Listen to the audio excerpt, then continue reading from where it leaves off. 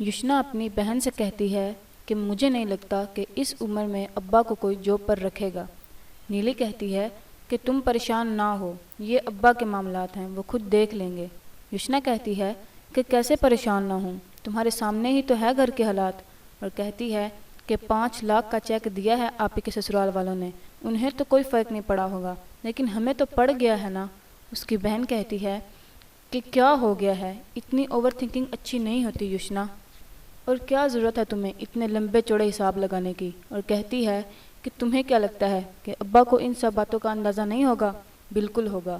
ادھر عدنان کی پھپھو کو سمین بہت پسند آتی ہے اور کہتی ہے کہ آپ کو پتہ ہے کہ میری بڑی خواہش تھی کہ عدنان کی شادی بس جلدی سے ہو جائے، اور کہتی ہے کہ کیوں نہ ہم ریسیپشن اسی ویک رکھ لیں، اسی بہانے عدنان بھی خوش ہو جائے گا۔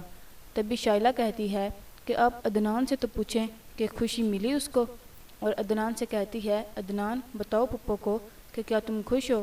عدنان کہتا ہے کہ پھپھو میں خوش ہوں، اور کہتا ہے کہ میں بھی یہی چاہتا ہوں کہ یہ ولیمہ جلد ہو جائے۔ اور پھر عدنان کی پھپھو ہیرا سے پوچھتی ہے کہ ہیرا آپ کو آپ کی ماما اچھی لگی؟ ہیرا کہتی ہے یہ میری ماما نہیں ہے، جسے سن کر سب حیران ہو جاتے ہیں۔ عدنان کہتا ہے کہ بری بات ہے ہیرا، بڑوں سے ایسے بات نہیں کرتے۔ ہیرا کہتی ہے کہ مجھے بات ہی نہیں کرنی، اور اتنا کہہ کر وہ وہاں سے چلی جاتی ہے۔ پھر عدنان کہتا ہے کہ سوری پھپھو، بچی ہے ابھی۔ اس کی پھپھو کہتی ہے عدنان تمہیں اپنی بچی کو مینرز سکھانے ہوں گے، ماں باپ کے لیے ایسے نہیں بولا جاتا، اور میں ہرگز نہیں چاہتی کہ تمہاری بچی ابھی سے سگے اور ستیلے میں فرق کرنے لگ جائے۔ عدنان کہتا ہے کہ پھپھو میں سمجھاؤں گا اسے، دوبارہ ایسا نہیں ہوگا۔ پھر تھوڑی دیر بعد کمال گھر چھوڑ کے جا رہا ہوتا ہے کہ عدنان کی پھپھو اس سے پوچھتی ہے کہ تم کہاں جا رہے ہو، ریسیپشن اٹینڈ نہیں کرو گے کیا؟ شائلہ انہیں بتاتی ہے کہ کمال عدنان سے ناراض ہے۔ اس کی پھپھو پوچھتی ہے کہ کس بات پہ ناراض ہے؟ کمال بتاتا ہے کہ اس نے میری بہن ماریا کی انسلٹ کی تھی، اس کا قصور صرف اتنا تھا کہ وہ عدنان سے شادی کرنا چاہتی تھی، وہ بھی صرف اس لیے کہ اس کو ہیرا سے ہمدردی تھی۔ شائلہ کہتی ہے کہ عدنان نے اسے صاف صاف انکار کر دیا۔ کمال کہتا ہے کہ صرف انکار کرتا تو مسئلہ نہیں تھا، لیکن اس نے میری بہن کی انسلٹ بھی کی، پتہ نہیں کیا کیا کہہ دیا اس کو، اور کہتا ہے کہ آپ بتائیے کہ میں اب اس کے ریسیپشن میں شرکت کروں گا؟